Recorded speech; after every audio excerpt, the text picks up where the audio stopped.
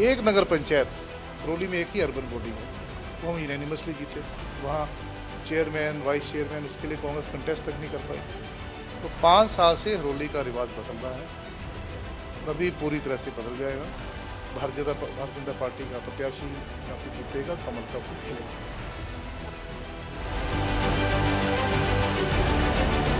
तो कांग्रेस की अगर क्रेडिबिलिटी होती, कांग्रेस पे अगर लोग विश्वास करते, तो आज देश से कांग्रेस लुप्त ना होती।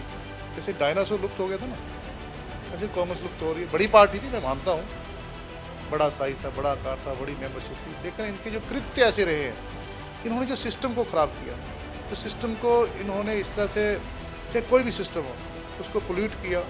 उस कारण से आज कांग्रेस पार्टी पे कोई विश्वास करने वाला नहीं।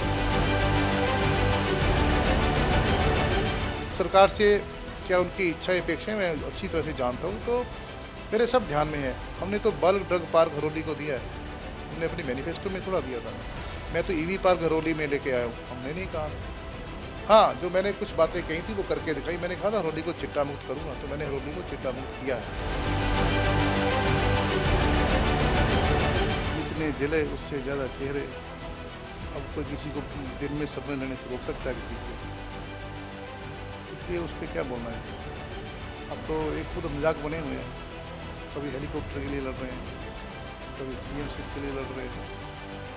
तो आप आजकल काफ़ी वो रील्स वायरल हुए हैं, वीडियोस भी चले हुए हैं कि जो सीएम बनने को चले हैं, जो सीएम इनको बनाएंगे उनके नई तक नहीं कर रहे हैं। इसलिए मैं ज़्यादा उस पर नहीं जाऊँगा, जनता सब। नमस्कार, आप देख रहे हैं हिमाचल टुडे। मैं हूं आपके साथ पूजा वर्मा और इस वक्त ऊना में है। और अगर बात करें तो हॉट सीट कही जाने वाली हरोली विधानसभा क्षेत्र में है, जहां पर अगर बात करें तो मुकेश अग्निहोत्री जो विधायक रहे हैं और मिनिस्टर भी रहे हैं पूर्व में, लेकिन उनका गढ़ भी कहा जाता है। लेकिन इस बार बीजेपी क्या कमाल कर दिखाएगी, ये जानने के लिए हमारे साथ भाजपा प्रत्याशी हैं यहाँ से प्रोफेसर राम कुमार जी। सर, बहुत बहुत स्वागत है हिमाचल टुडे में। हाँ, धन्यवाद, नमस्कार। किस तरह से लग रहा है सर, इस बारी रिवाज बदलेगी भाजपा? रिवाज प्रदेश में भी बदलेगा और हरोली में तो बदल रहा है। प्रदेश में इसलिए बदलेगा क्योंकि भारतीय जनता पार्टी यहाँ रिपीट करने वाली है, और प्रदेश में हरोली में पिछले 5 सालों से बदल रहा है। आप पूछेंगे कैसे बदल रहा है। 5 सालों में जितने भी चुनाव हरोली में हुए, 2019 में लोकसभा का चुनाव हुआ, 16,000 से हम जीते यहाँ से, हमारे प्रत्याशी श्री अनुराग ठाकुर जी। उसके बाद जब पंचायतों के चुनाव हुए तो 4 जिला परिषद हैं, 4 में से 3 हम जीते, यानी कि 75%, 3/4 मेजोरिटी। फिर एक ब्लॉक समिति होता है, 24 है, 24 में से 20 हम जीते, यहाँ भी 3/4 मेजोरिटी। थर्डली आपके जो प्रधान वगैरह पंचायत का होता है, यहाँ भी हम मेजोरिटी से जीते। एक नगर पंचायत करौली में एक ही अर्बन बॉडी है, वो हम यूनानिमसली जीते। वहाँ चेयरमैन, वाइस चेयरमैन, इसके लिए कांग्रेस कंटेस्ट तक नहीं कर पाई। तो 5 साल से करौली का रिवाज बदल रहा है और अभी पूरी तरह से बदल जाएगा। भारतीय जनता पार्टी का प्रत्याशी यहाँ से जीतेगा, कमल का फूल खिलेगा। कमल का फूल खिलने की आप बात कह रहे हैं, लेकिन मुद्दा जो यहाँ पर इस बार हिमाचल में समझ आ रहा है वो ओल्ड पेंशन स्कीम का है। और कांग्रेस गारंटी दे रही है, 10 गारंटियों में से सबसे पहली गारंटी ओपीएस रखा है। कहीं ना कहीं आपको लगता है कि टारगेट किया गया है, क्योंकि एम्प्लॉय सेक्शन बहुत ज्यादा है यहाँ पर, गवर्नमेंट एम्प्लॉय सेक्शन। कांग्रेस की कोई जब क्रेडिबिलिटी नहीं है तो गारंटी पे विश्वास कौन करेगा। आपको याद होगा जब लोकसभा के चुनाव हुए थे तो कांग्रेस ने 72,000 की गारंटी दी थी, किसी ने विश्वास नहीं किया था। 17 में चुनाव हुआ था, 12 में जब कांग्रेस की सरकार बनी थी 2012 में, तो उस समय कांग्रेस के मैनिफेस्टो में था हम इतने लोगों को नौकरियां देंगे। दी किसी को नौकरी, हर घर के एक व्यक्ति को नौकरी देंगे, किसी को नौकरी नहीं दी। तो कांग्रेस की अगर क्रेडिबिलिटी होती, कांग्रेस पे अगर लोग विश्वास करते, तो आज देश से कांग्रेस लुप्त ना होती। जैसे डायनासोर लुप्त हो गया था ना, ऐसे कांग्रेस लुप्त हो रही है। बड़ी पार्टी थी, मैं मानता हूँ, बड़ा साइज था, बड़ा आकार था, बड़ी मेंबरशिप थी, लेकिन इनके जो कृत्य ऐसे रहे हैं, इन्होंने जो सिस्टम को खराब किया, जो सिस्टम को इन्होंने इस तरह से, चाहे कोई भी सिस्टम हो, उसको पोल्यूट किया। उस कारण से आज कांग्रेस पार्टी पे कोई विश्वास करने वाला नहीं है। हमारी सरकार ने, हमारी पार्टी ने करके दिखाया है और अपनी विश्वसनीयता हासिल की है। हमारे पास जो नेतृत्व है, हमारे पास मोदी जी का नेतृत्व है, तो ऐसा नेतृत्व बड़े लंबे अरसे के बाद देश को मिला है। तो उस कारण से हमारे नेतृत्व के कारण, हमारी पार्टी के कारण, हमारी पार्टी के कार्यकर्ता के कारण आज भारतीय जनता पार्टी की जो विश्वसनीयता है, हमारी सरकार ने जो गुड गवर्नेंस दी है वो हमारा एक बड़ा आधार है कि हम अवश्य में जीतेंगे। यहाँ तक आपने बात की ओल्ड पेंशन स्कीम की, न्यू पेंशन स्कीम की, हमें नहीं भूलना चाहिए कि सबसे पहले देश का एकमात्र प्रदेश जिसने एनपीएस को लागू किया, ओल्ड पेंशन स्कीम को खत्म किया, वो कोई और नहीं था, वो हिमाचल प्रदेश था। श्री वीरभद्र सिंह जी तो प्रदेश के मुख्यमंत्री थे। तो कांग्रेस को तो इस पर नैतिक अधिकार ही नहीं है बात करने का, एनपीएस पर या ओपीएस। रही बात कर्मचारियों की, तो हमने 5 वर्षों से जयराम सरकार ने कर्मचारियों के सारे हितों का ख्याल रखा। मैं स्वयं 20 साल कर्मचारी रहा हूँ, तो मेरे से ज्यादा कर्मचारियों को शायद कोई दूसरा नहीं समझ सकता है। मैं उनके साथ पूरी तरह से हूँ और सरकार गंभीर है, सरकार हमारी संवेदनशील है। तो एनपीएस ओपीएस को लेकर सरकार गंभीर है। हमने कभी रिजेक्ट नहीं किया है कि हम नहीं देंगे, लेकिन इस पर विचार कर रहे हैं कैसे संभव होगा, वो सारा चल रहा है। इसके अलावा जिस तरह से इस बारी समीकरण बदले हैं हिमाचल में भी, और एक तीसरी पार्टी आम आदमी पार्टी पंजाब में हिमाचल में एंटर करी है, पंजाब में सरकार बनी है, और क्योंकि पंजाब के साथ सटा हुआ इलाका है, क्या प्रभाव पड़ा है कोई, या अरविंद केजरीवाल की नीतियों को लोग समझे हैं, यहाँ पर जो उनकी गारंटियां उन्होंने दी हैं समझ पा रहे हैं लोग? अभी 12 तारीख को चुनाव होगा, आपका कितना आधार है तभी पता चलेगा। तो अभी उसके बारे में कहना मुश्किल है, तो मैं आप पर ज़्यादा चर्चा नहीं करना चाहूँगा। इसके अलावा लोगों के बीच में जा रहे हैं, क्या मुद्दे समझ पा रहे हैं लोग, क्या मांग कर रहे हैं कि अगर आप विधायक बन जाएं तो ये सबसे पहला काम कीजिए? मैं आपको सच बता रहा हूँ, आप कभी मेरे साथ 1-2 प्रोग्राम्स में जाके आपको ध्यान में आ जाएगा। हमने 5 साल में इतना काम किया है। मैं कोई गारंटी देकर मैंने चुनाव नहीं लड़ा था, मैंने कोई बड़े लोगों से आश्वासन नहीं किए थे। मैं बेशक विधायक नहीं बना, लेकिन 5 साल में हमने जो काम किए हैं उन कार्यों के आधार पर आज एक नैरेटिव है, एक परसेप्शन है कि इन 5 सालों में काम बहुत हुए हैं। इससे क्या है कि लोग हमारे बारे में ये कुछ हमारे मुंह से सुने कि हम क्या करेंगे, क्या घोषणा करेंगे। हमारी इतनी क्रेडिबिलिटी है, हमारी इतनी विश्वसनीयता है, उनको पता है कि राम कुमार जब यहाँ से विधायक बनेगा, जब कमल का फूल खिलेगा, तो जनता की अपेक्षाओं को अच्छी तरह से समझता है, जनता की भावनाओं को मैं अच्छे से समझता हूँ। सरकार से क्या उनकी इच्छा अपेक्षाएं मैं अच्छी तरह से जानता हूँ, तो मेरे सब ध्यान में है। हमने तो बल्क ड्रग पार्क हरोली को दिया है, हमने अपनी मैनिफेस्टो में थोड़ा दिया था।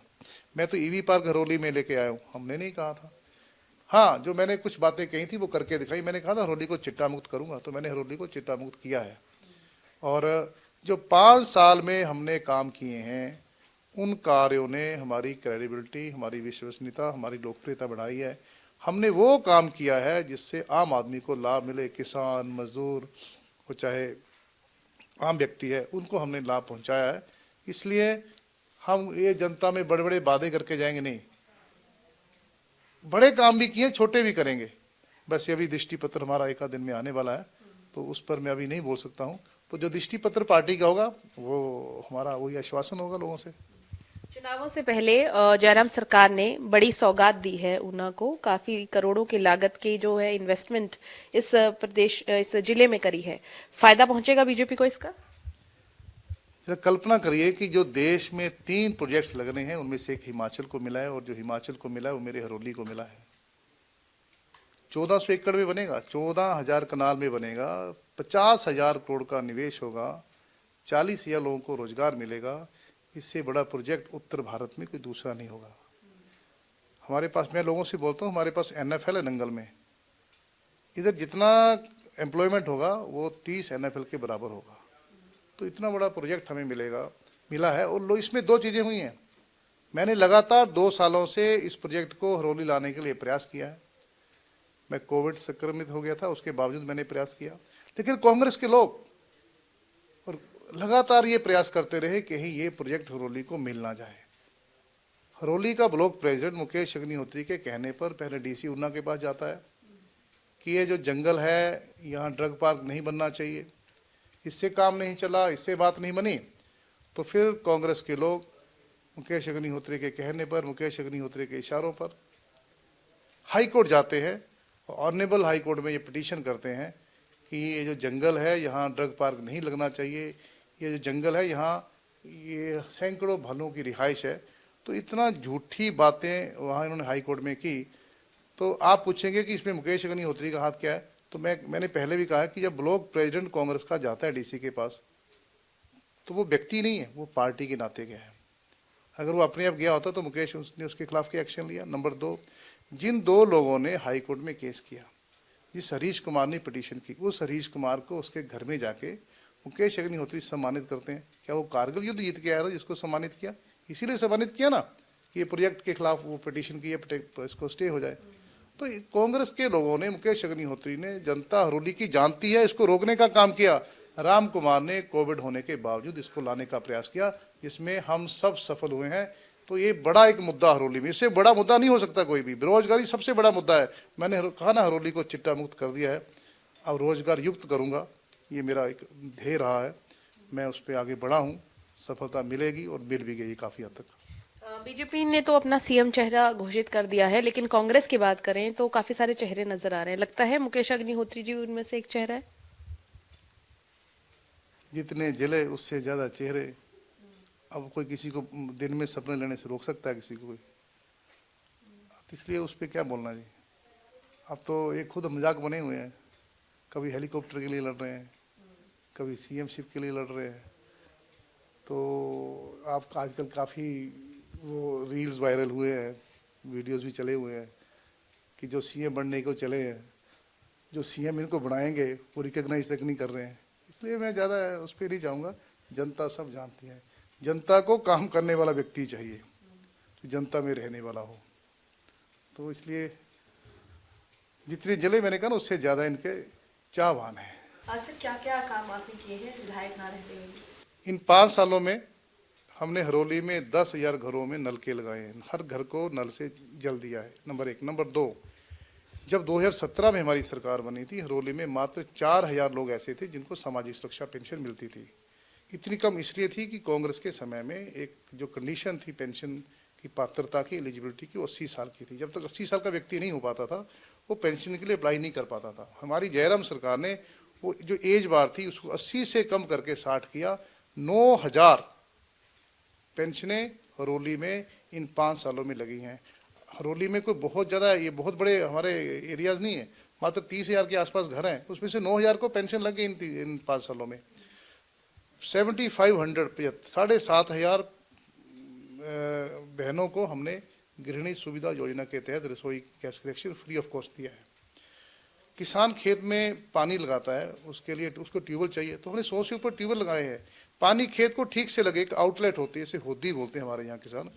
4,500 होदियाँ इन 5 साल में लगाई हैं। और मैं दावे से कह रहा हूँ कि पिछले 50 साल में हरोली में 4,500 होदियाँ नहीं लगी। 19,325 किसान ऐसे हैं हरोली में जिनको हर 4 महीने बाद 2,000 प्रधानमंत्री किसान सम्मान निधि से 2,000 की राशि उनके खाते में पड़ती है। 1,000 किसान के ऐसे ट्यूबवेल जो किसान ने अपने पैसे से लगाए, सरकार ने कुछ नहीं दिया, लेकिन जो अपने आप को बड़ा विकास का मसीहा कहलाते थे, बड़े बड़े मंत्री कहलाते थे, वो किसान को बिजली का कनेक्शन नहीं दे पाए। किसान को महंगा डीजल खरीद कर, 80-90 रुपये वाला डीजल खरीद कर खेत को पानी लगाना पड़ता था, इंजन चलाना पड़ता था, 800-900 रुपये खर्च आता था। लेकिन मैंने इन 5 सालों में 1,000 से ज़्यादा किसानों के जो निजी ट्यूबवेल हैं उनको 3 फेज बिजली की सप्लाई दी है, वो बिल्कुल फ्री ऑफ कॉस्ट दी है। तो आज 30 पैसे प्रति यूनिट के हिसाब से किसान बिजली उसको मिल रही है और खेत को पानी लगा रहा है और किसान खुश है। 800 परिवार ऐसे हैं जिनको, 800 लोग ऐसे हरोली में हैं जिनको सहारा योजना के तहत हर महीने 3,000 रुपये मिलता है। इतना ही नहीं, 5 सालों में 20 करोड़ से ज़्यादा राहत राशि हमने हरोली में बांटी है। राहत राशि कैसे? जैसे कोई बीमार हो गया, उसका मेडिकल बिल पास आया, मैंने मुख्यमंत्री राहत कोष से उसके लिए आर्थिक सहायता करवाई। इसी तरह से मुख्यमंत्री चिकित्सा सहायता कोष से सहायता करवाई। किसी की गाय भैंस का नुकसान हो गया, उसके लिए सहायता 30 हज़ार रुपये दिलाई। किसी का रोड एक्सीडेंट हो गया, उसके लिए सहायता दिलाई। तो ये 20 करोड़ का चेक बनते हैं। 20 करोड़ अपने आप में एक बड़ी बड़ी राशि है। हमने राशि तो दी, चेक तो दिए, लेकिन किसी की प्रदर्शनी नहीं लगाई। जिसको चेक दिया उसका बार बार स्टेजों से नाम नहीं लिया, जैसे पहले एक रिवाज था। तो हरोली का ये रिवाज मैंने बदला है। तो इन 5 सालों में बिल्कुल कह सकते हो ऐतिहासिक हमने काम किए हैं। बहुत बहुत धन्यवाद sir, and all the very best. Thank you so much आपके। बिल्कुल। तो देखना ये होगा कि जनता कितना जानती है और कितना समझती है कि हरोली में विकास कितना हुआ है। क्या वो विधायक ने किया है मौजूदा ने, या फिर राम कुमार जी ने किया, जिस तरह से वो कह रहे हैं कि उन्होंने काम किया है और काफी प्रोजेक्ट्स जो हैं वो लेकर आए हैं। कैमरा पर्सन मंजीत के साथ पूजा वर्मा, हिमाचल टुडे, हरोली।